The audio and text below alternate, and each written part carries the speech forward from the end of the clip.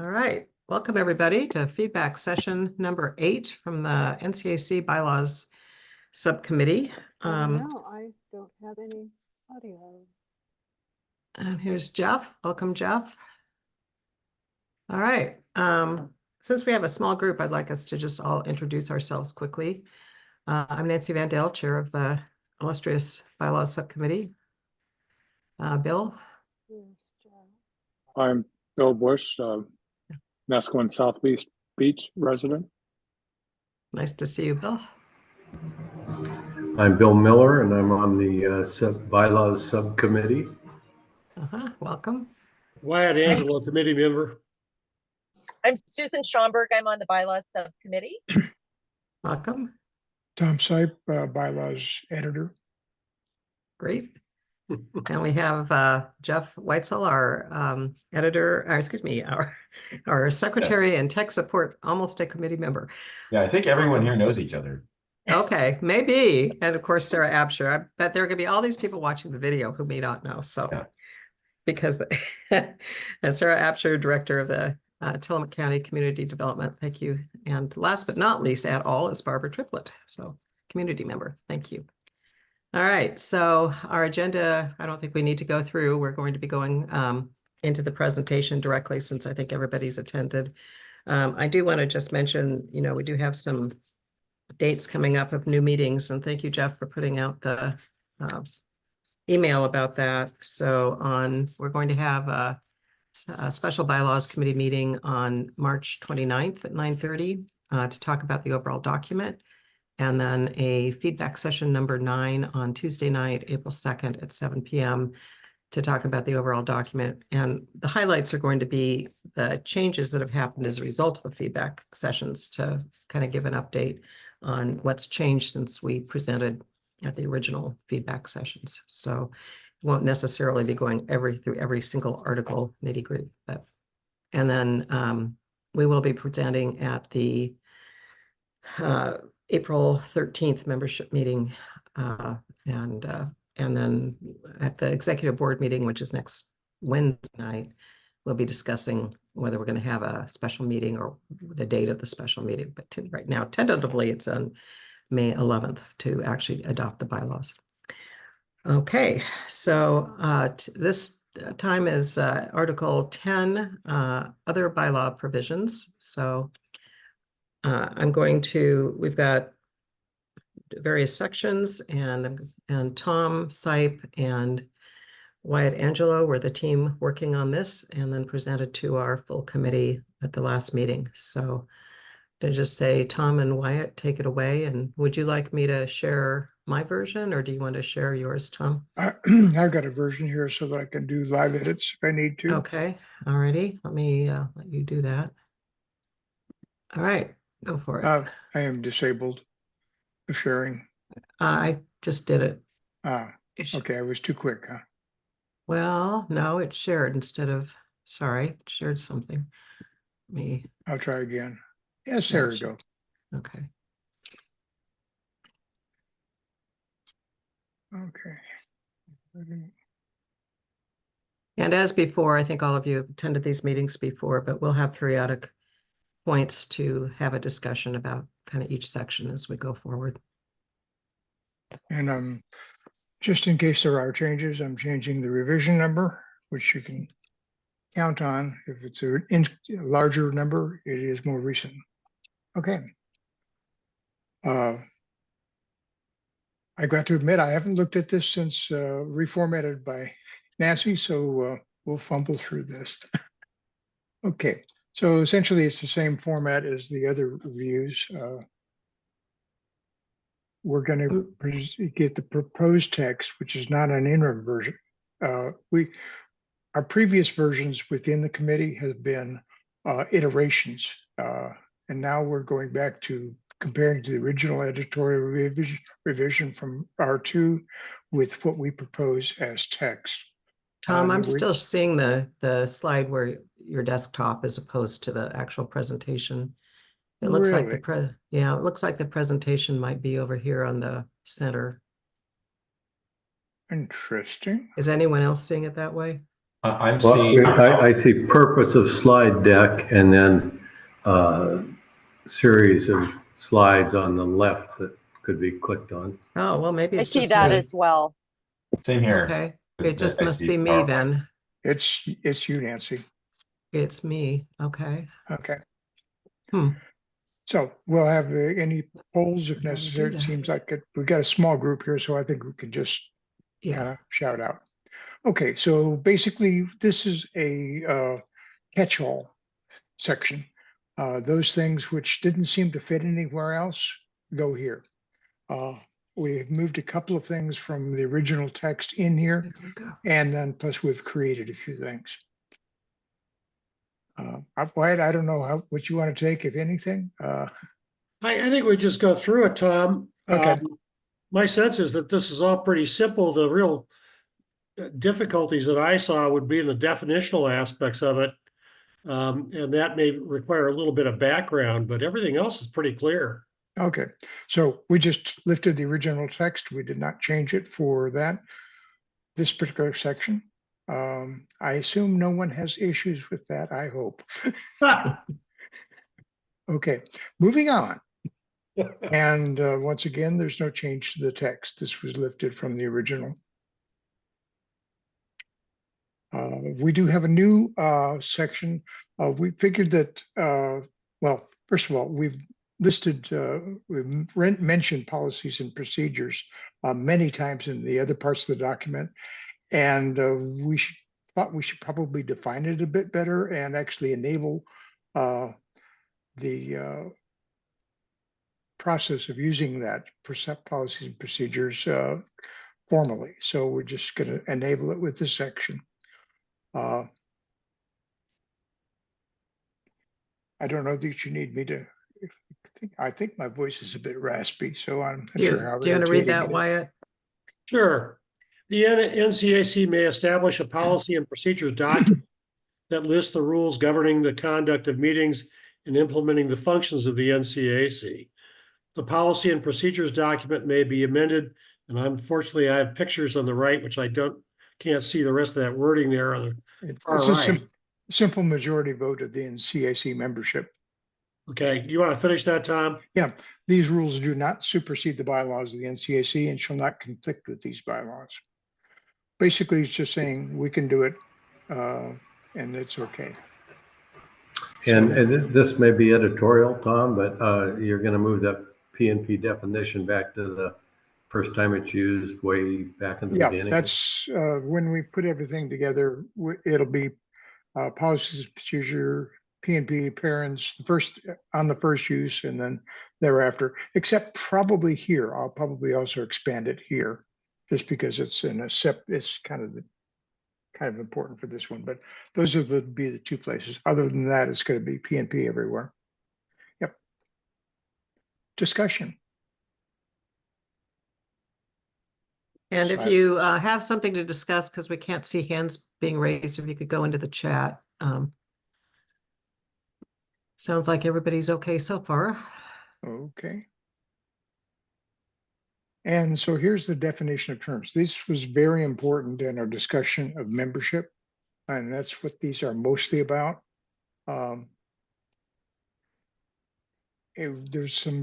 We needed to make sure that everybody was talking about the same thing, and that we had some various definitions. And we didn't want to put the formal definitions in line because that really makes it really opaque, difficult to read. And so opted for simple language in the body of the Article 3 and the more complex version of it here. So we have gone through these before. I think, is there anybody here who has not gone through these definitions before? Barbara, for instance, is the only one I can think of might not have. I don't think I've been through them. Ah, okay, fair enough. And then we'll go through them. So a business is a commercial entity verifiable by current registration to do business in Oregon through the Oregon Secretary of State Registry. Basically, that's just defining what a business is so that we can talk about what a business owner is. The business owner is a natural person. In other words, it's an actual person as opposed to an entity, which is in question here.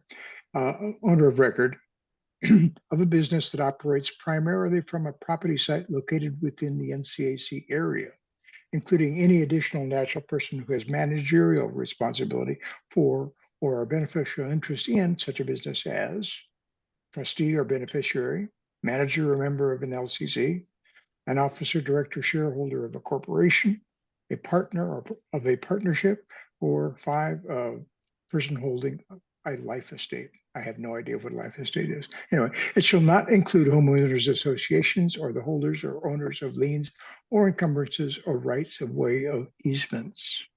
Yeah, Tom, it just occurs to me looking at that number 5, the life estate issue may not be appropriate here because that really is limited to real estate ownership, and a life estate is something that's granted to somebody who doesn't actually own the property but has a right to occupy it until they die.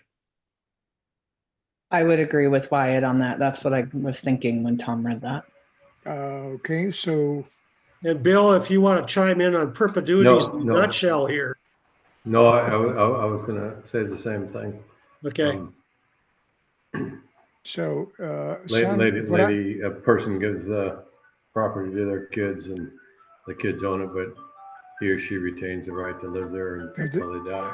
So, this is referring to a business, but so am I correct in understanding the sense of the audience is strike number 5? correct, and then put an or in front of number 4. Yeah, I'll make the appropriate editorial changes. I don't want to do too many things right live because I don't like people watching me type. Okay. Any Yeah, other I'm sure people that are reading this understand that we have been fortunate to have lawyers on our committee as well as lawyers outside providing input. So thank you, all of you who have done that, and to Tom for doing the layperson part of it. So Okay. it's been a So- good combination. Okay, so any other comments on Um, this? So Jeff actually has something in the chat. Do you want to ask that, Jeff? I think we've got a small enough group to not do discussion at this point. Sure.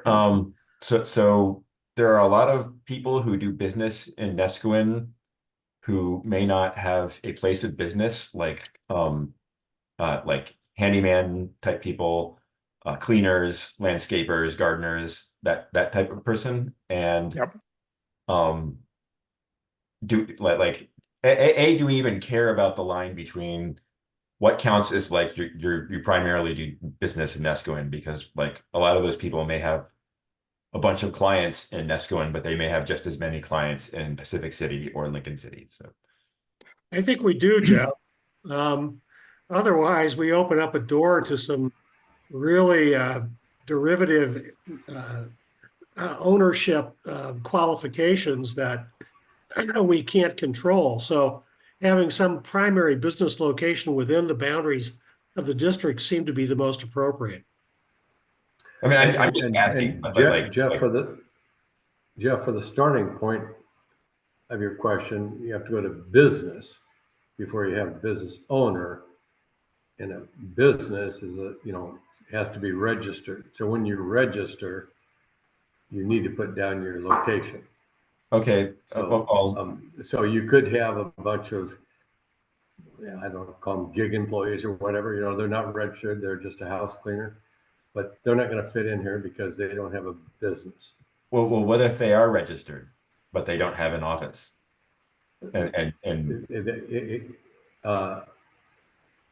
Well, they operate from a property. So, that property is going to be whatever they put down, which would be their house, presumably. So if they live Probably, in, yeah. And if they like I live in said, Lincoln I'm just City- asking because Yeah. I know someone who fits that bill, and so Yeah, but I mean, it's if on purpose. if they live in Lincoln City, they wouldn't qualify. Yeah. I mean, if that's their It's their business. primary Business business. address. Yeah. It's the key here is this business part of the community, or is it just some extension of where the business works? It's I can see Sarah would like to say something too. No? Yeah.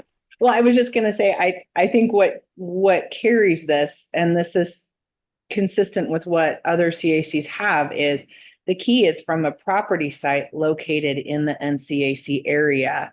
So if it's a satellite business, unless they're operating, like their business operates primarily from a piece of property in Nescoin, like the market or Hot Creek Cafe or even Gray Fox Rentals, like, you know, if it's even an STR management company, if they don't have an actual office site in Nescoin on a property, they would not be a business that would have those voting or member eligibility rights doing business in the community versus actually having a site where you operate your business are two different things, right? And that's what you're trying to differentiate between.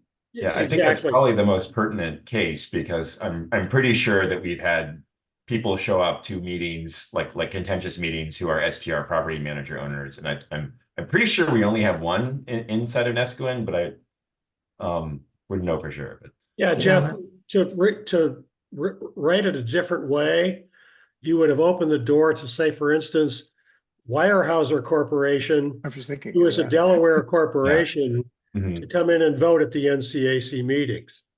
Right. And even if it's something like a home occupation, that, you know, we would like that requires a zoning permit or some sort of use approval. And it has to be the person residing in the home that also operates the home occupation. So even something like that is tethered back to the person residing in the dwelling. And anyone, and at that point, they could qualify as a resident as opposed to a business owner, so they would Exactly be right. covered. But good Okay. questions, Jeff, keeping us Any on other our toes. questions? Okay. Does that satisfy what you're asking? Like I Jeff? said, I just wanted to like make sure we had considered that case, not that I had an axe to grind about it. So Okay, we did. A lot of time. A lot of. Okay. And other people, I'm sure, have had that question too, right? I think that's come Yeah, up. yeah, I think It that's, has. yeah, Mhm. it's good to have that on the record, is that it was intentional. Okay, assuming we can go on. Any Mhm. objections going on? Okay. So definitions of resident: a natural person who maintains residency with the NCAC area for the last 6 months of the year within the intent of ORS 247.035. Rules to consider and determine residence of a person for voting purposes. And it's not horribly involved, but essentially it's pretty straightforward. It's really defines somebody who's living here. And it's at least 6 months, right? Not Yeah. the last 6 Yeah. months. Yeah. Any comments on that definition? Hearing No. none. Okay, conflict of interest. We thought these, by the way, are not alphabetic order yet. I apologize for those who are bothered by that, but I'll get them in alphabetic order when I get the document. It's all good, Tom. Okay, so conflict of interest. We thought it was important to define that because we've been banding that about and even require declarations of any conflict of interest without defining it. It probably could be defined in lots of ways, but in what we have put down, and obviously it's going to be looked at by the county personnel, any financial interest or personal relationship that may affect a person's ability to exercise their independent judgment on a matter before the committee or subcommittee.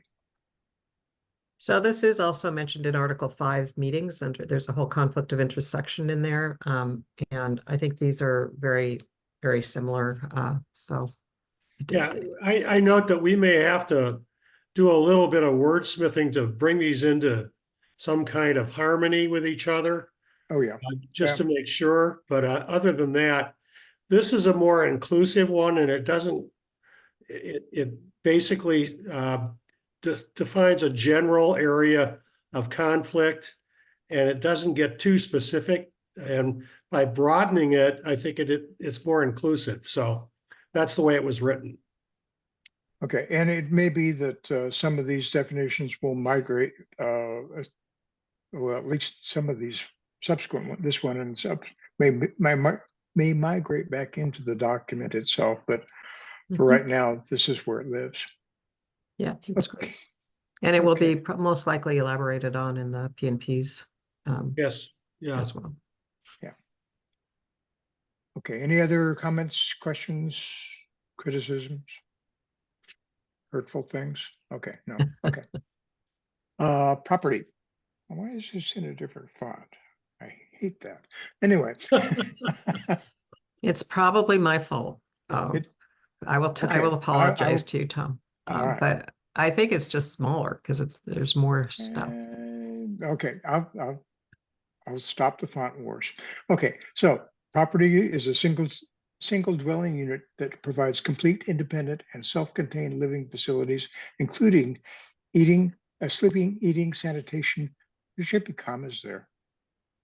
And cooking facilities. Or two, a single parcel of undeveloped land, or three, a business within the NCAC area which serves as a basis for qualification as a member.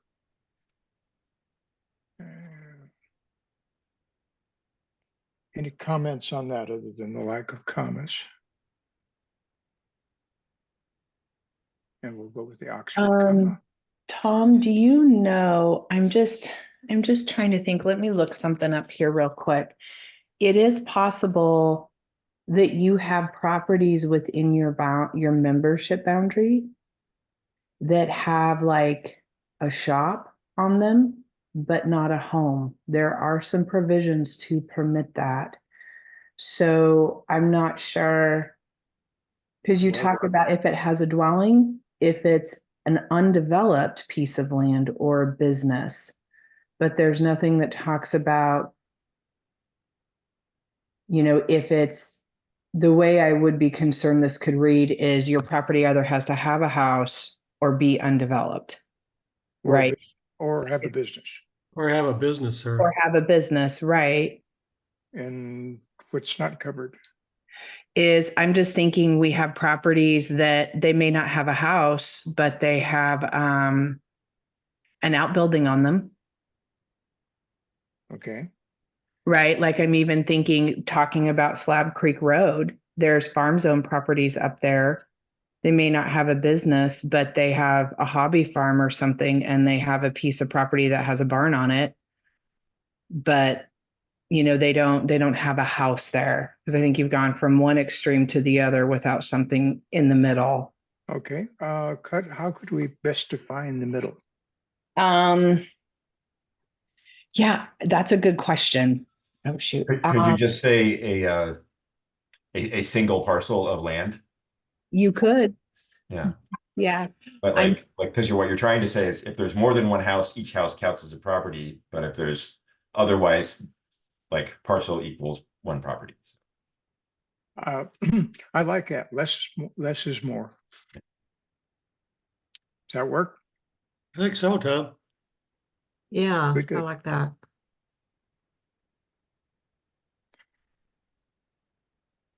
Okay. Because it still distinguishes between that and item 1. It would allow for what Sarah's talking about. Yeah, so the item 1 allows actual multiple dwelling units on a single piece of property. Right. And then the property need not have anything on it. Other Yeah. than it need not Barb- have anything on it. Barbara and then, or Triplett. business. Yeah, Barbara Triplett has a question. Yeah, Tom, you just said that more than one dwelling unit on a piece of property is taken care of by item number 1, but I don't think that's the case. It just says a single dwelling unit. So what if you have a duplex or? I believe that is the term that was taken from, I've forgotten its exact source, but that is meant to include multiple dwelling units per property. It does. It was a duplex, for instance, has 2 dwelling units. Yeah, So a property is, so there would be essentially two properties. I see. And so would that mean they would each have a tax lot number? Not necessarily. I think it just means that for the purposes of the NCAC, you have it like in this document, half of a duplex or an apartment If anyone a built, piece of or a property. condo, like in the, in All right. Willow Rock Inn, those all count as Properties. as properties. Thank you. And we were trying to also address the Slab Creek Road issue where there might have multiple properties without separate addresses on a single, or multiple dwelling units on a single piece of land, and address that issue as well, which this does. I don't know why we have to have single. There or there. Single I seems to don't be, think, I think you're right. What do you think? single Wyatt? seems to be a confusing, Yeah, I think we could take that out. I think, I understood. Tom helped draft this, Tom Prohodich, and we got kind of bogged down in a lot of wording, but I think single could be omitted. yeah. So he's a litigation lawyer and he likes more words. I was trained by patent lawyers. I like less words. So I think if we eliminate that, Barbara, does that make it clearer? Yes, my question was answered. Thank you. Okay, good. Good. I think that's definitely an improvement. I really am impressed how well these feedback sessions are working. Oh, they've been Okay. so helpful getting other Yeah. people's eyes on this. This is Okay. great. So property owner is a natural person who is an owner of record of real property within the NCAC area, including any additional natural person who has managerial responsibility or beneficiary interest in such a property as 1, a trustee or beneficiary of a trust, 2, a manager or member of an LCC, 3, an officer, director, or shareholder of a corporation, 4, a partner of a partnership, 5, a person holding life estate. Do we have the same strikeout here, by the way? Is that appropriate here, not there, or? No, that should stay, Tom. Okay, fair enough. It shall not include homeowners associations, the holders or owners of liens or encumbrances, rights of way or easements. Any questions?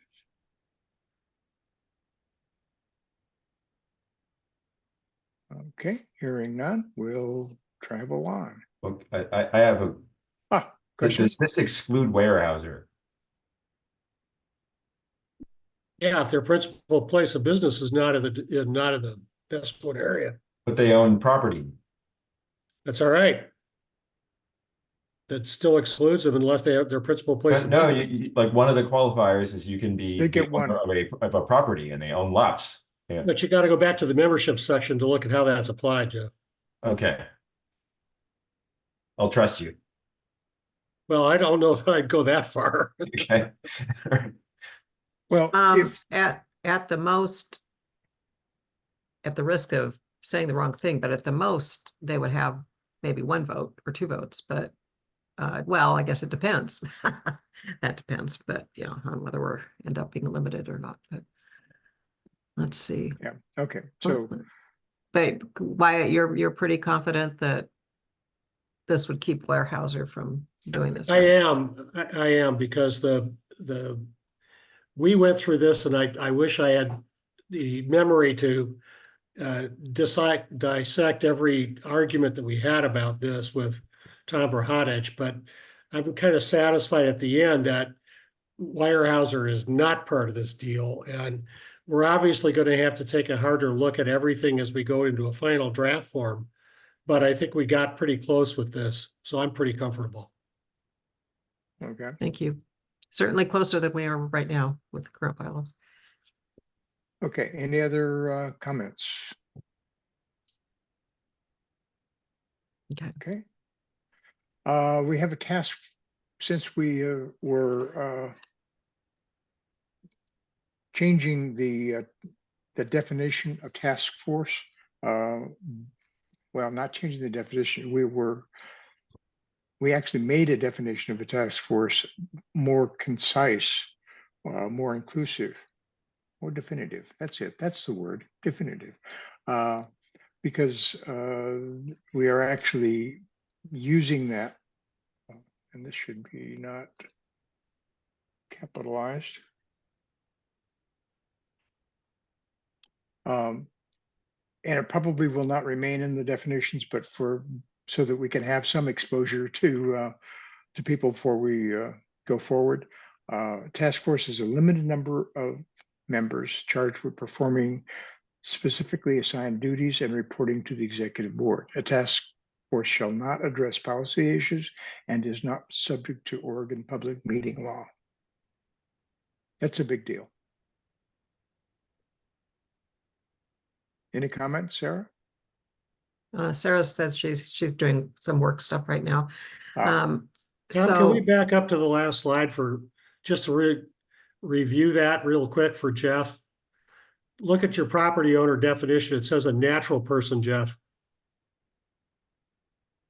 Right, yes, that does it. thank you. And so in our Article 7 feedback session that we had the other night, of course, we made huge progress, and largely due to Jeff, I think, where we are now talking about having an outreach task force that would include nominating committee types of roles, except more in terms of trying to have outreach to find people to fill positions, not necessarily to actually vet them, but they would report to the executive board, which I think Jeff might address some of the things you and I have been emailing back and forth about, as well as a communications task force. So they would be standing task forces, which is some of the updates that Tom and I have done from our subcommittee, our Article 7 work. So it's really a nice development, I think. The nuance on that is not all of them report to the director board because the communications Right, that's true. does report to the secretary, but I mean, We'll they have could to- report to the executive board. you could. It's simpler. Like, Okay, I fair don't enough. think it's a hugely important difference. So. Fair enough. That would make it, that'll make it consistent, and that would be good. Since Yeah, you're thank part you, of that Jeff. anyway. That would be helpful. Yeah. Yeah. Okay. Any other comments on that? We may want to come back to this when if Sarah rejoins us, because I agree. I think that would be good to. We discussed this in theory, but not having it written down in that review of the subcommittees. But I think it would be good to run that past her. Mhm. Okay. All right. I think I put the I've gone slide too in the, far. I put I the missed slide a in the wrong slide. Yeah. spot. Oh, there. Okay. Definition of terms 404 of the bylaws provisions. Sorry, I put the discussion slide in the wrong spot. So Okay. I So think we've we sort should of probably discussed go- them as we've as we've went gone along. Yeah, Okay. thank you. That's the discussion. Any more discussion? Anything that needed to be defined that wasn't? I think when Sarah comes back, we can talk about task forces. Okay. Okay, we had a provision in the members that talked about funding, which kind of didn't fit and doesn't really fit anywhere. So we actually did a little bit to that. Previously, we had contributions will always be encouraged, which I thought was nice. It's good to be encouraging. Contributions and fundraising activities shall be used to offset the cost of the NCAC. Does not really do much there other than kind of imply that we're not a money-making organization, I guess. But we thought we'd be better to be more concise. All funds received by the NCAC shall be used to offset the costs of the NCAC or for the specific purposes for which they are given. Bill Bush had a grammar comment back on task force where he's suggesting not having a hyphen. I think it is actually, though, from my grammar Specifically, training, yeah, it should be a hyphen there Yep. because you're modifying assigned. You're not modifying duties. But we'll let I guess it Tom depends answer on to- what grammar checker you use. I agree with Bill. I think there should not be a hyphen between specifically assigned. I agree with that as well. Done. Okay.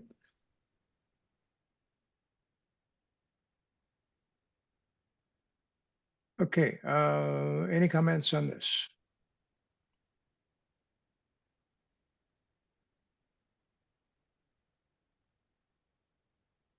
No comments. This is Barb. I'm wondering if there will be more opportunities for the executive committee to remind the membership that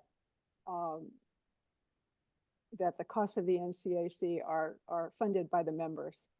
I think some people might be surprised by that and think that the county can, and they do. The county is going to throw, I think, $300 towards operations, but that doesn't quite adequately take care of all the things that are needed. So I would encourage the executive committee to, on a regular basis, remind the membership that donations will always be encouraged. Yeah, I think that mechanisms for funding and ground rules will be in the P&P. Yeah, that would be appropriate, of course. Yeah, that way we can change them as needed. But we just want to make sure that we had the restriction here that money that we get, we use for us, for the organization.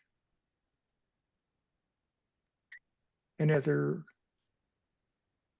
discussions of this?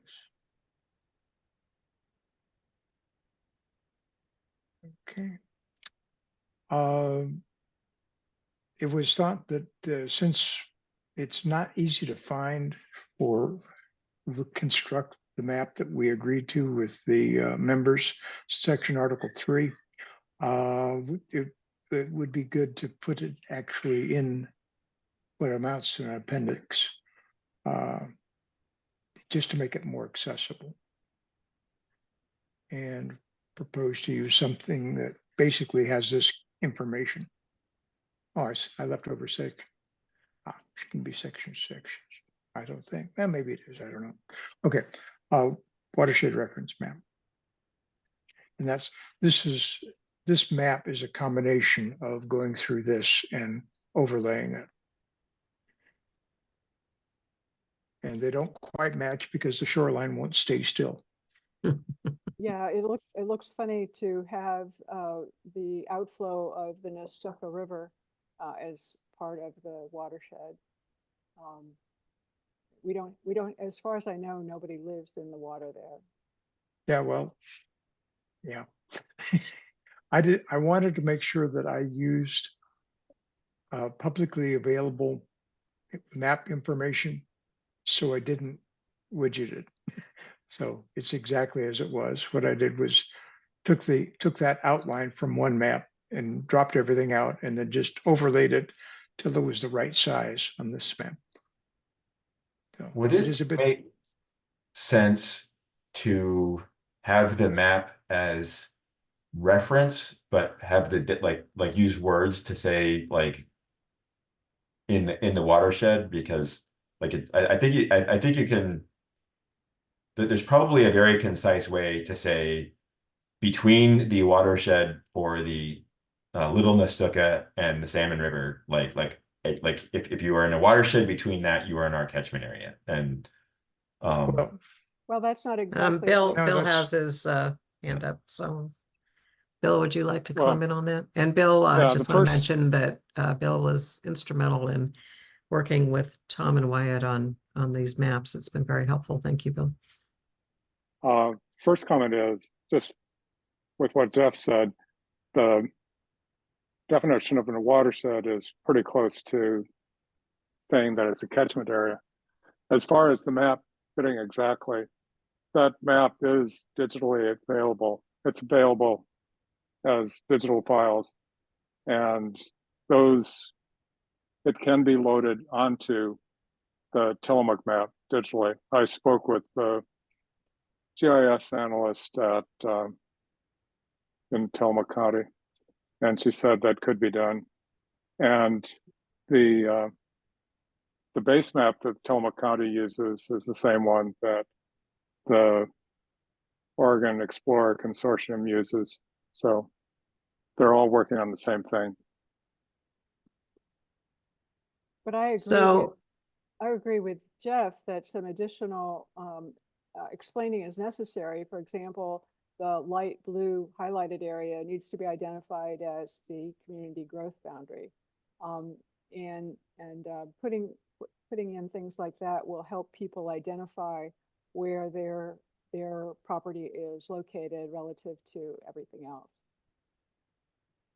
So it's an interesting comment about, because it would be a little difficult to have this printed on a PDF, or would it? When we No. actually get the document, No, it's but not. having a An link image. is just an image, okay. Because what we've heard is it can cause some confusion, and so if people can actually look at an image right there, it could be helpful, but I think Barbara's right about explaining what some of the different areas are. Yeah, what I was saying is that it could be put on the interactive Tillamook map if Mhm. there was somebody who had the time to do it. And that isn't a difficult thing because the data set is publicly available. And, it's just a matter of if the county has a GIS analyst with the time to do it, they could do it. And then it'd be available to everyone who wanted to look at it. Yeah. Sarah was That'd be mentioning not that long ago that they are GIS challenged right now. Yeah. So They've got a person apparently who is coming up to speed and working on that, but I suspect something like this would be low on their priority list. Would there be any objection to having something which is relatively crude that we could, perhaps we should, I don't know, put it in the PNP, except I really wanted to have it here for people can Mhm. refer to it. I Yeah, think that's why I fine. was like suggesting that this map can be like a reference so that people can see what the watershed means, but the actual like bylaw, like the bylaws can be not rather refer to the map. It can be in the Neskowin watershed, which is the water, like all catchment areas between the Little Nestucca and the Salmon River. Yeah, that's why I called it a reference map as opposed to the definitional map. The reference, the map, the area is defined in Article 3. This is reference only. I think it's very dangerous to try to overgeneralize the description by the written word, Jeff. It just creates some ambiguities, particularly if you leave the map out as advisory, which is kind of what we're suggesting here. I don't think it's ambiguous at all. I mean, Bill, like, Bill Bush, what do you think?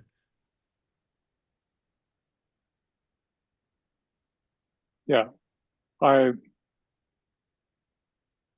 Oh, think that the old adage, "a picture is worth 1,000 words," goes a long ways. That it's readily identifiable by the image that's shown here, much more so than you could say by trying to describe it.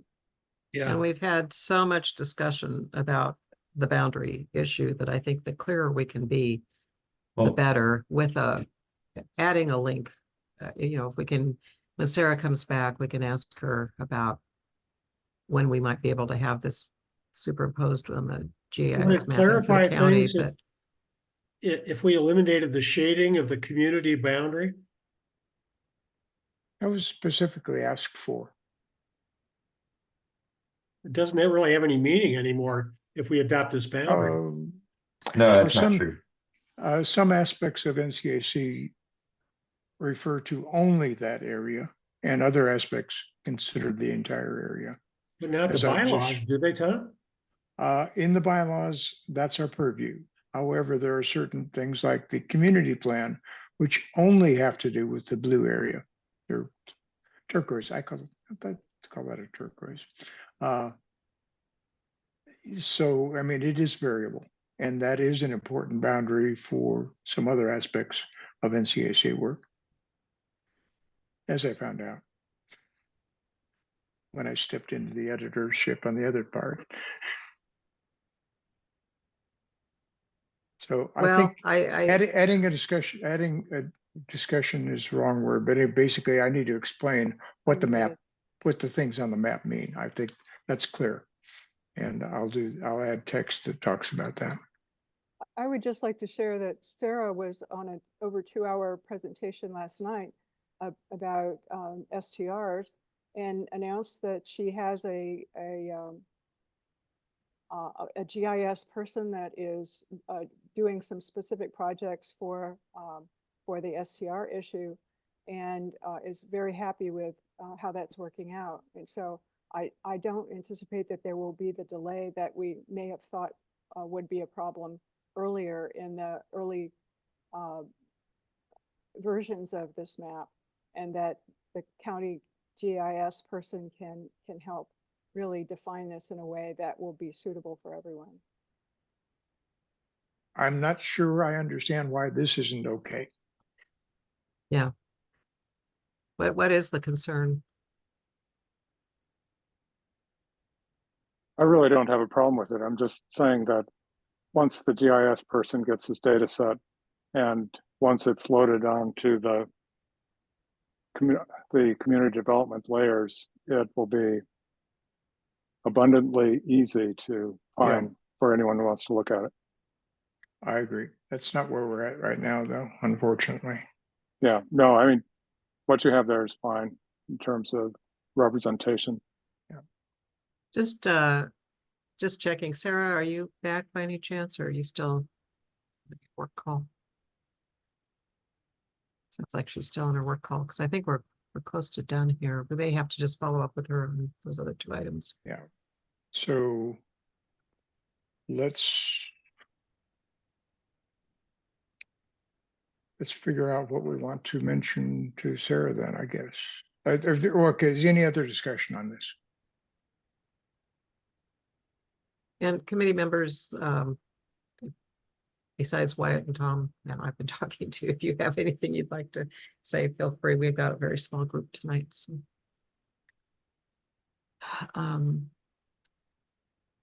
So the questions we had for Sarah was the GIS mapping, and then we wanted her to take a look at the definition of the task force, but I can do that with her offline too. So.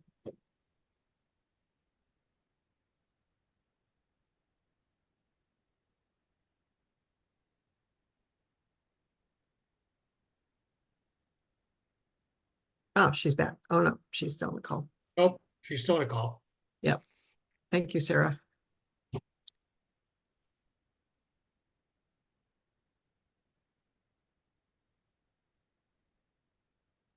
What about any time frame for GIS? Yeah.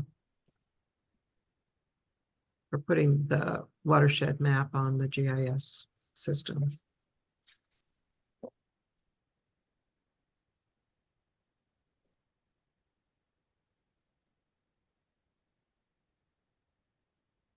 It seems like that would be something that county would want anyway. I mean, it's kind of an important thing. So, I mean, it's not just for us, but we would benefit. And So I suggest a different wording of that because I'm wondering if she will know what you mean by put it on the GIS. I'm just documenting the questions, and Nancy's going to talk with her. This is just a bookmark. I know what to ask her. Okay. All right. I don't think this will end up in the. Yeah. Or you don't want that in the document? I don't think it needs to be. I think we'll. I've got the notes. I'm not going to forget those two. So I think this is it, right, Tom? Yeah, that doesn't go any farther. So thank you all. Do you have any other discussion at this point? And if not, we will be hopefully seeing some of you at our bylaws subcommittee meeting on the 29th at 9:30, and at the feedback session number 9 on April 2nd. And I just want to thank all of you for participating. I know Barbara and Jeff and Bill, you've been steadfast coming to these meetings and really appreciate your input. It's been extremely valuable. And we've made a number of adjustments because of your inputs. So thank you. This will Oh, be again. on the, it will shortly be in the library. So I'll do that right after the meeting ends, so you Okay. can take a look at it. And the only changes that I've made are, I go through there. I've deleted that Mhm. one, and I'll fix up the English on it. And deleted that, those 3 things. And that's the only changes. And we've we made. removed a Other than hyphen. I've deleted the hyphen. Yes, that is important. And Critical. I'll flesh out what this discussion, I'll make it clear what those things are. Sounds good. I don't Thank know you how to all do very that. much. I think meeting adjourned. We're going to go ahead and stop recording. Thank you.